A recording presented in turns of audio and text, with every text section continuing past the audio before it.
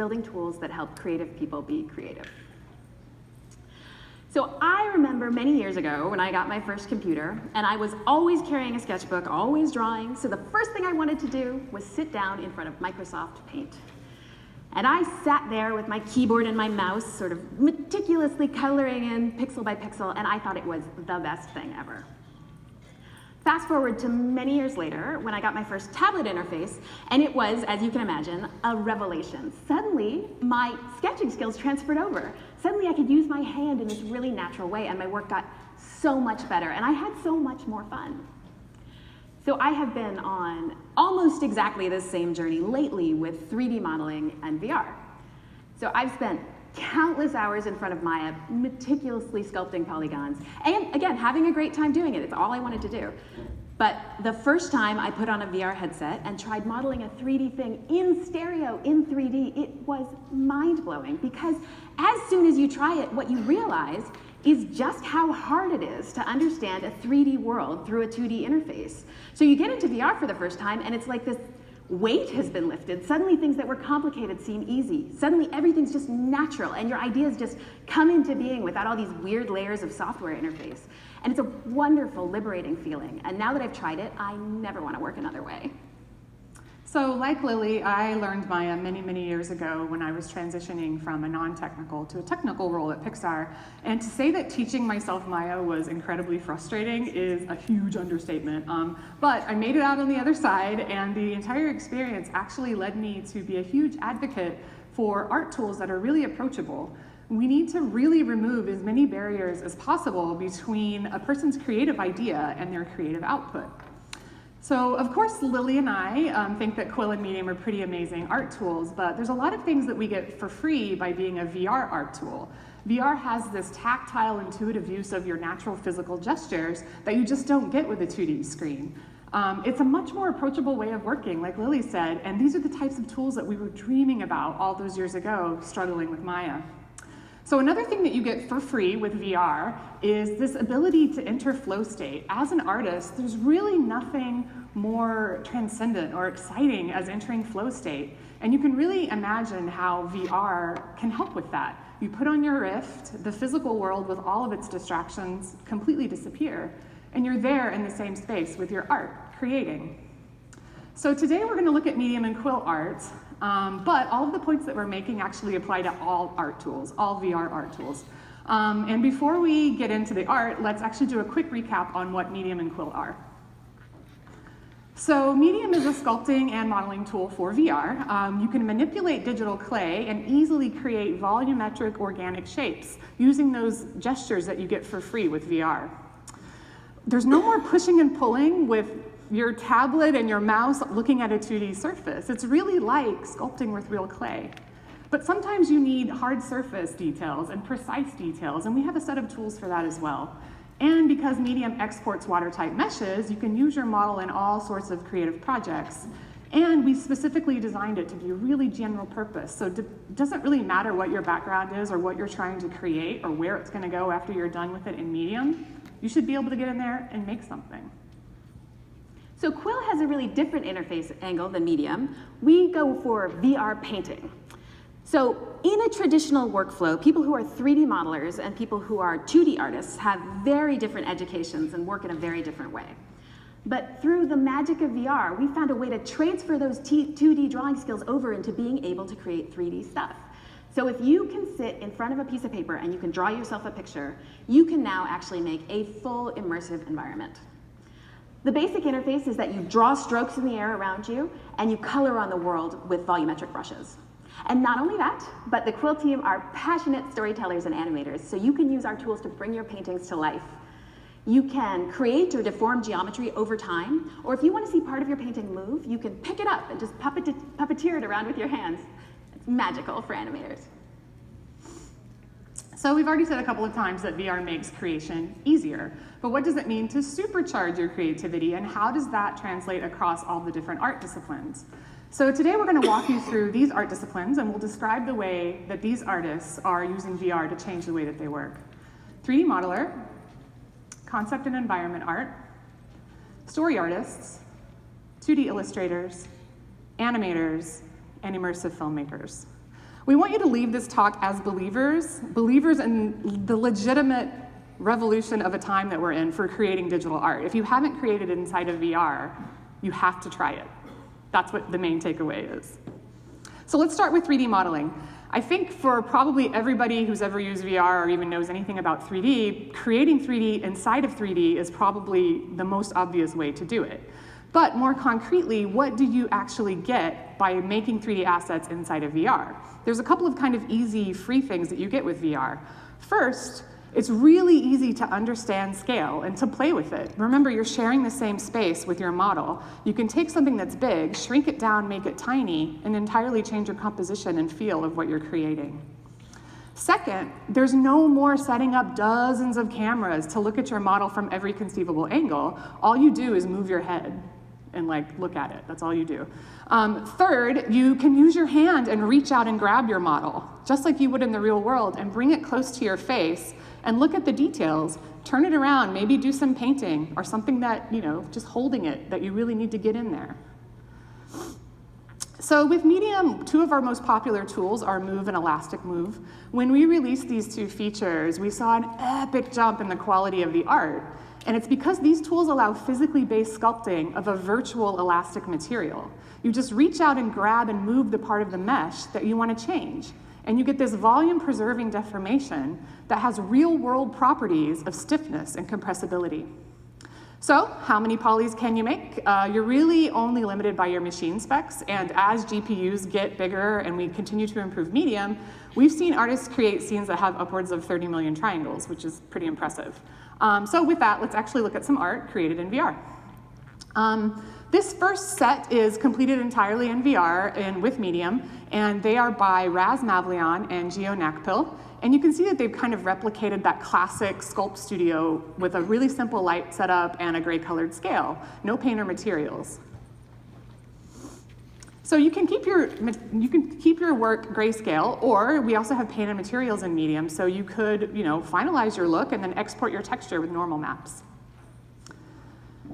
You can get as detailed or as simple as you want. Again, this is all Medium, and these are all by Raz Mavlian. The two on the right are really cool to look at because you can see that he can go crazy with details if he wants to. It really depends on the type of style that he's looking for.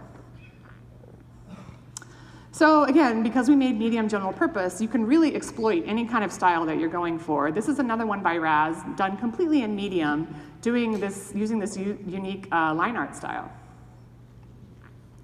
So you can do everything in Medium, like I just showed you, but I wanted to show you a few kind of side-by-side renders and how Medium is kind of fitting into a larger pipeline. So this is another piece by Raz, taken his Medium model into an external tool for additional shading, lighting, and rendering. So here he used, on the left, you see his Medium render, and on the right, we have what you see from Substance Painter. So this is a piece called Squiddles by artist Christopher Murphy. On the left, you see his Medium render, and on the right, he took it into Blender for his shading and lighting and final renders. Here's a piece called Terabyte by Henry Schutz. He used Keyshot for his final look and feel.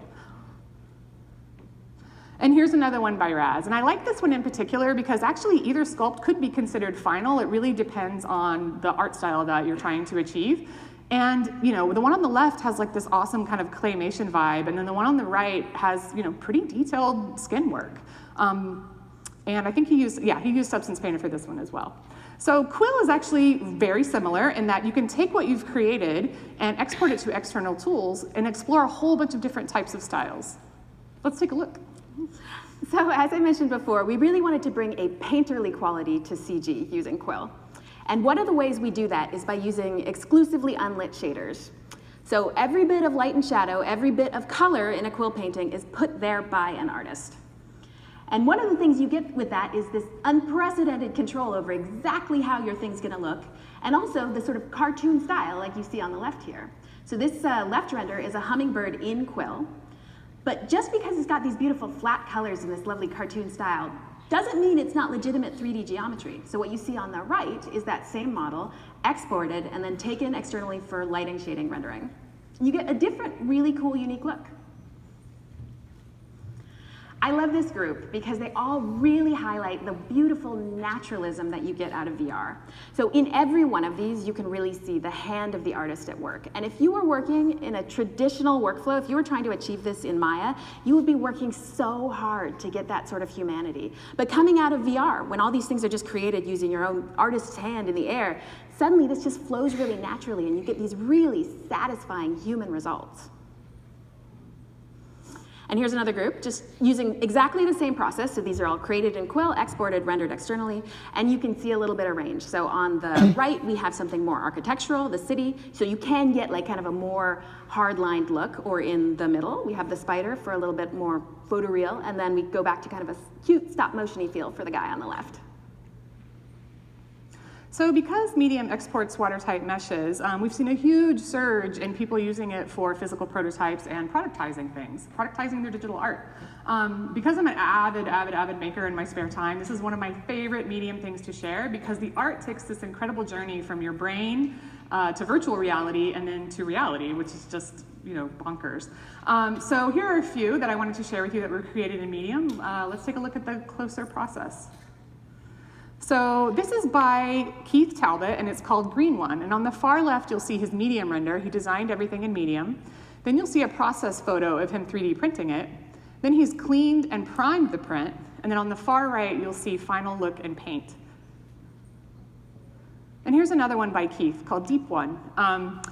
Same thing here. On the far left, you'll see his Medium design and final sculpt. Kind of some process photos in the middle of assembly and priming. And then on the far right, his final paint. I love this because Keith is a digital artist, but this is where he's taken his digital art and made it a physical form, and he actually takes this to collectible shows and conferences, which is so awesome. So this is one of the first functional things that we saw created in Medium, which was just blew all of our minds, and it's a functioning bottle opener, and it's by artist Dylan Sisson, I think, who is in this room right now. This is really exciting for us because what he did is he designed it in Medium, 3D printed it, and kind of iterated on it until he got something that was working, and then he had it 3D printed in steel, so it actually does open a bottle. I've seen it open a bottle. And he's also experimenting with things like 3D wax printing so that he can cast other materials like brass. And here's one more. This is a cosplay mask by artist Nathan Hayward. And on the far left, you'll see his 2D concept. Next to that is his render inside of Medium, his sculpt, and then the 3D print, and then his final finish and paint, which he actually wears to cons, and he actually sells them too. And I love this because he was, you know, creating things kind of one-offs and everything, but what Medium allowed him to do is really scale his whole creation and production process so that he can actually sell these to people who want to dress up.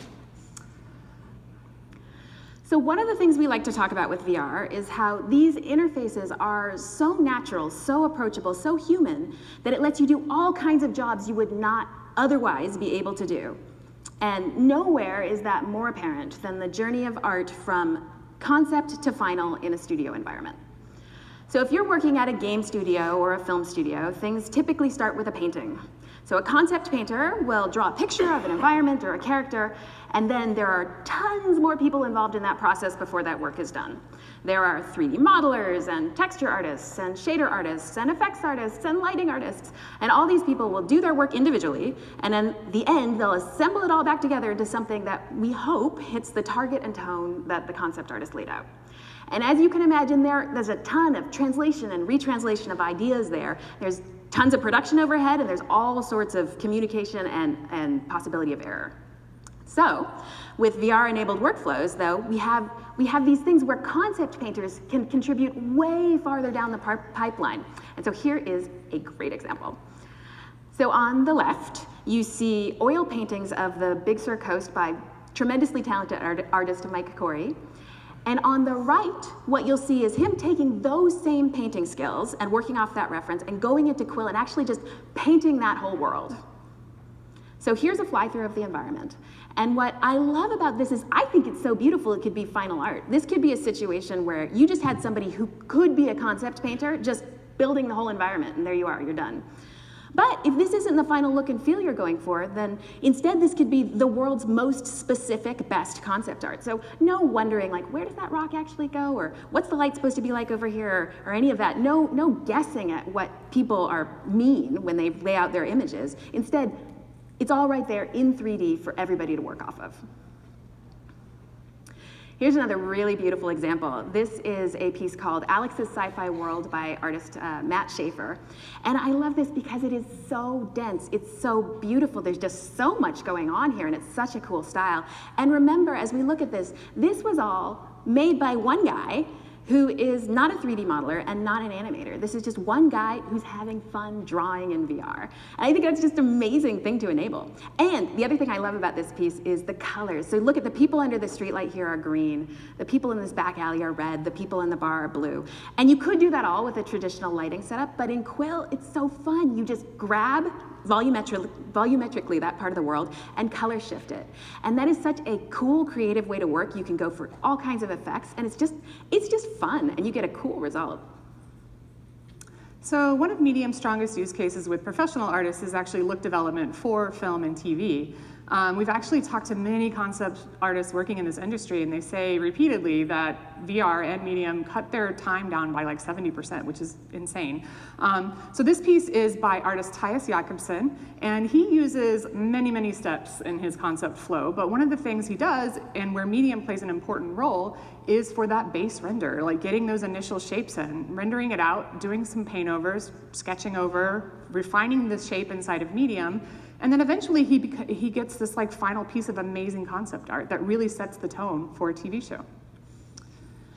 So this piece is by Ryan Teo. He has a similar process, and then he starts with Medium. This is a Medium sculpt that you see here on the turntable, and it's an entire environment. But then as they like figure out exactly where they want this shot to be, in this case it's the balcony of this house, he renders out a few more base renders, which is what you see here and here, and then he does a final paint over, which is here. And you can imagine that this particular process where you do these base renders of shapes, like just the defined shape that you want to play with, and then do paint overs, how that process really, really unlocks a lot of iteration time and like refining your design time for artists, because you can play with light and emotion and look and feel like a lot easier when you have this foundational shape to work from. So here's another one. This is by artist Finian McManus. He works in the industry on really big budget visual effects films. But one of the things that he does in Medium, which is really neat, is he does this like kind of sketchy approach to the way that he sculpts. He just kind of gets in there and does it like rough and loose and just wants to get those shapes in there. He has his reference images up. He's just kind of getting them in there. And then he renders them out and does these incredible, beautiful paint overs for his final concepts. So switching gears a little bit, this is kind of a weird one, but it's photogrammetry actually. So photogrammetry is being used increasingly to create those massive CG sets that you're seeing in TV and film. They take reference from real world and make it into a CG mesh. So this is by artist As Balbanian, and what he does after his on-site capture of whatever he's trying to recreate, he brings his mesh inside of Medium because it's actually really fast and easy to repair your scan mesh, all the holes, all the things that you get from like old paint and reflections. And then he does some more texture work, some unwrapping, and a whole bunch of other steps, but ultimately it ends up inside of Unity as this hyper-realistic VR world that's taken from something that actually exists. And one more thing. So we talked about this last year at OC5. This is artist Momo Koshu, who works at Skydance Interactive. And he is a concept artist on the Hellfire Archangel game. So this is incredible. So he's here inside of Medium, inside of mixed reality. And this is how he sketches out his concepts for his mech designs. He kind of like gets in Medium, sits in his mech, and kind of like draws around him where all the dashboards should be, where the handles should be, where the different panels should be. And there's really nothing like creating something, like if somebody's gonna be experiencing your art in VR, you really have to create it in VR. There's no other way to do it. So we like to talk about how VR enables people to do jobs they wouldn't otherwise be able to do. But another riff on that concept is that people can create artifacts for their production flows that are so much more specific and so much more high functioning. And one place where that's really evident is in story art. So story artists usually work in storyboards or animatics, which are both low-resolution artifacts meant to sketch out the flow of your scene. You just want to see how it's going to work shot for shot. You want to make sure everybody's on the same page. So you can imagine doing that the old-fashioned way by just sketching in 2D, looking at little 2D windows into the world or moving those around to make animatics. But now imagine you have tools like Quill. You can take that same amount of effort, you can take those same skills, and you can essentially make the world's best animatic, something so much more specific. So what we're looking at here is animatic by an artist, Daniel Martin Pakesy, for a piece called The Remedy. And so he's a brilliant hand-drawn artist, and so what he's doing is he's sitting in Quill, in this white world, sketching really quickly the characters around him just to see how the action is gonna flow in this piece. And so if he wants to know, hey, does it make sense for a character to get from here to there in that amount of time? Instead of guessing or taking a bunch of shots, he can just pick them up and slide them. And I love this action sequence because you can see how fast and loose he's working. You can see how cool this is. And this would be such a hard sequence to understand from a storyboard to know that it was gonna work. But here you can just rough it all out in 3D in VR, put on your headset, watch the character move, know that it's gonna work. Everybody's on exactly the same page. So as we said earlier, VR drops the boundaries for the types of art that you're creating. And in particular, artists who are trained in one discipline, VR actually makes it easier to cross over into others using their existing knowledge of things like form, light, composition, and anatomy. And one of my favorite examples of this in Medium is turning a 2D illustrator into a modeler. So this is a set of concepts by artist Raz Mavlion, and he started in 2D. He's a classically trained 2D and animator, but he started in 2D like he normally would, but instead of handing off his 2D concept to be reinterpreted by a 3D modeler, he actually brought it into Medium, and working with the director of the piece, like refined the designs directly inside of Medium, and it made that entire concepting process much quicker. And again, I love this about Raz because he actually never studied modeling. He's never modeled in any other tool. He was like a 2D guy and he wanted nothing to do with modeling, but now he's a modeler and it's pretty amazing. Another different way I like to talk about a VR assist on a 2D output is just in drawing, just in perspective and framing. Because if you're the kind of person who's taken an art class, likes to draw, you've probably spent a lot of time thinking about perspective and studying really hard how to get things into the page looking good and solid and not twisted.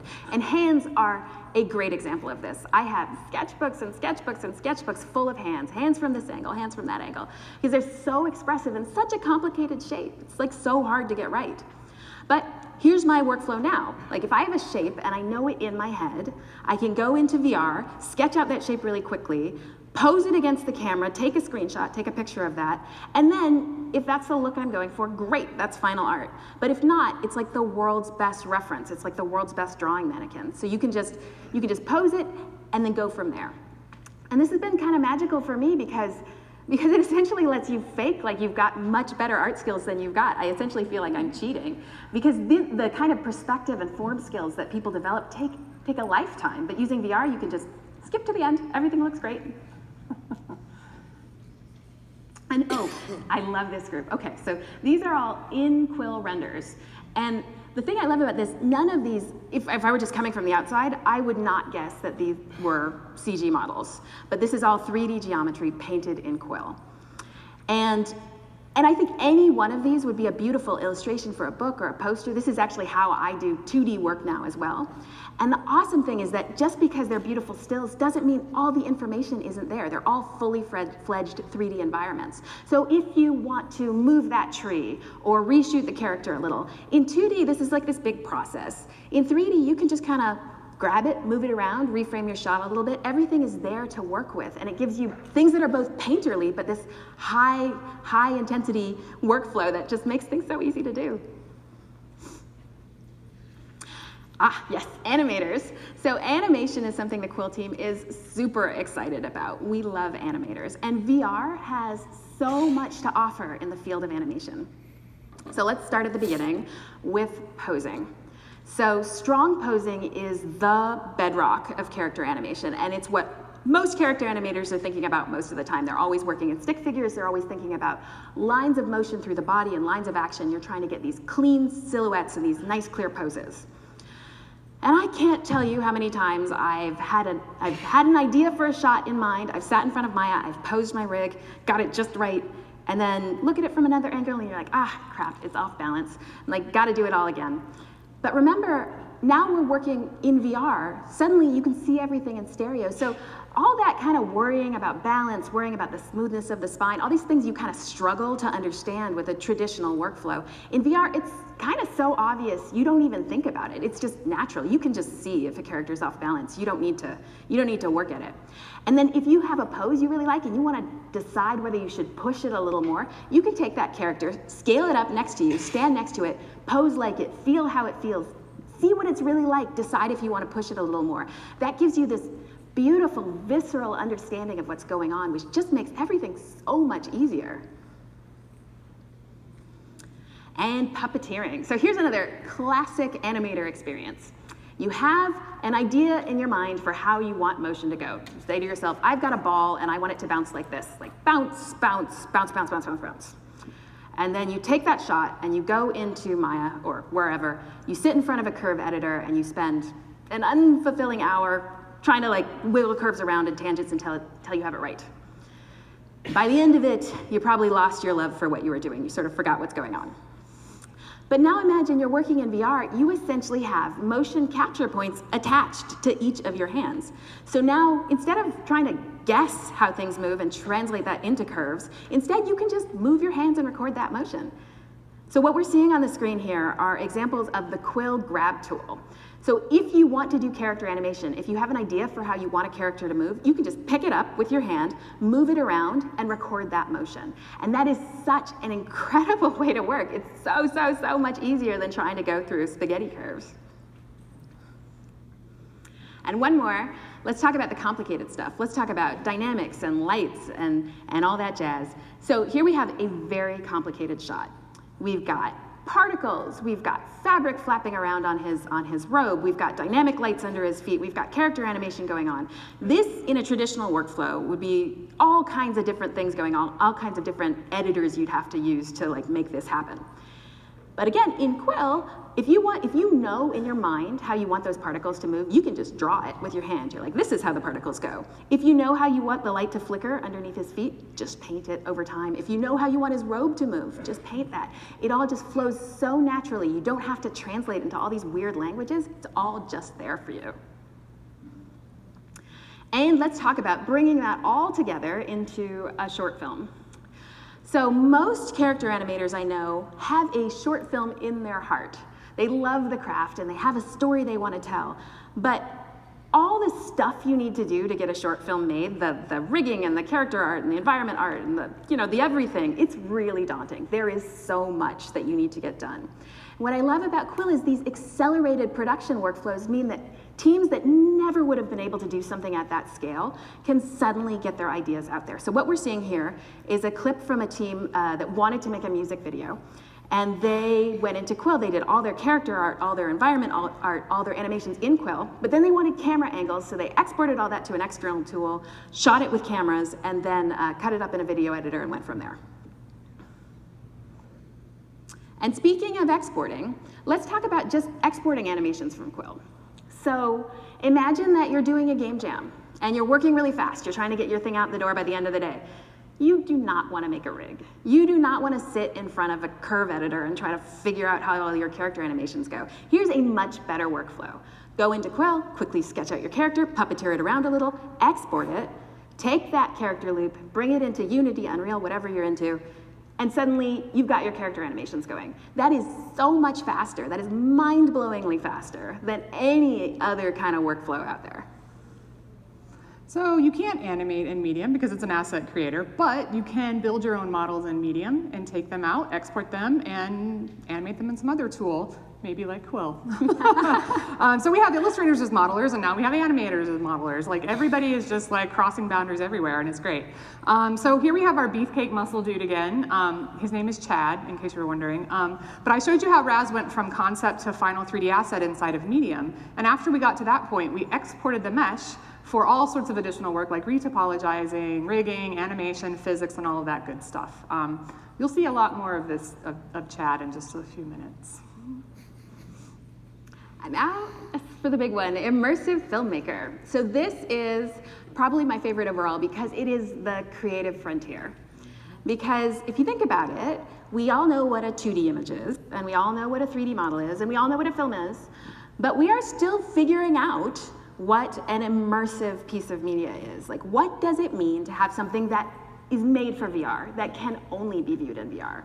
And it's such a cool space, and it's the frontier. People are trying all kinds of cool stuff, and I love all the creative ideas out there. So I want to show you a couple of just totally different takes people have on what this could mean.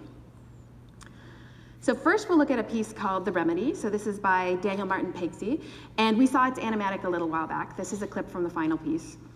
And so the concept here is, what if immersive experience means VR comic books? So the things you see here that look like camera shots, you sit still and the world cuts around you. And when you want to go to the next story beat, you hit a button to advance. So maybe that's what it means to be inside an immersive piece of media. Or here we have a completely different take. This is a piece called Day of the Dead by artist Samantha Luck. And the idea here is, what if immersive media is more like a theme park ride? And so she created this incredible, vibrant environment. It's just so fun and energetic to be in. And riding through this space, being in that space, that's what immersive media means here to her. Here's another one, again, totally different. This is The Last Oasis by Goro Fujita. So this one really goes hard at the concept of space. So the idea here is that you use the fact that the Quest is untethered to map a physical environment to a virtual environment. So here we've created a virtual environment, put on your Quest, then walk around and explore that fake space, that virtual space, with your real body. And as you move through the space, you kind of discover the story held within it. One more from me. This is 4 Stories by artist Nick Glad. Again, totally, I just love how different these are. This one, the idea here is that it's a virtual apartment building. And so there are 4 stories in this apartment building, and there are different things going on each one of them, and there are characters that flow between them. So if I watch it from one angle, I see a different thing from another angle. If I co-watch it with somebody, they see a different thing from me. And that's amazing. This is really, truly an experience you have to be there for. You cannot export this. So here, now we have a giant pile of those muscly, oiled up dudes, and these are actually from a finished VR piece called Beachbody Bros.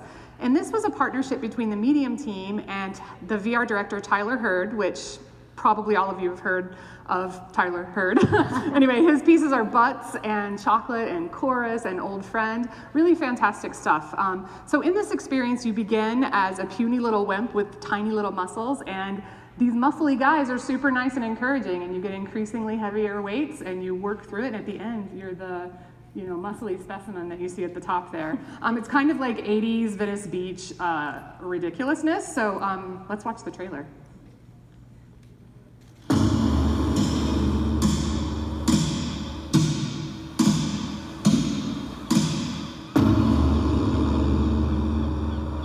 Hey, you little guy. Are you with me? Come on, man. I need you to focus.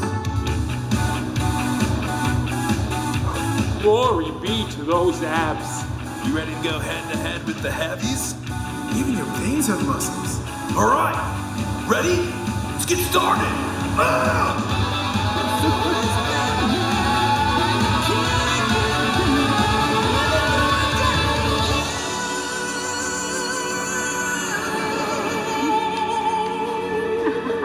So those of you who know Tyler's work know this is kind of like totally his jam, this kind of like weird, crazy, awesome stuff. But he got an assist from Medium this time, and we really wanted to work with him to kind of like, figure out what our export pipeline could be and how we can improve that on Medium. Also, super happy to announce actually that Beachbody Bros is in the Oculus store as of this morning. So please go download it, wail on your pecs, get buff with these greasy dudes. Thank you for joining us today and letting us share our totally fanatical enthusiasm for creating in VR. We hope that you feel inspired and saw something that is really interesting, and we encourage you to check out our communities. They're actually really welcoming and very active. Almost all of the art that you saw today is actually from our community of artists, which is pretty exciting. So yeah, get out there and create. We hope to see you there.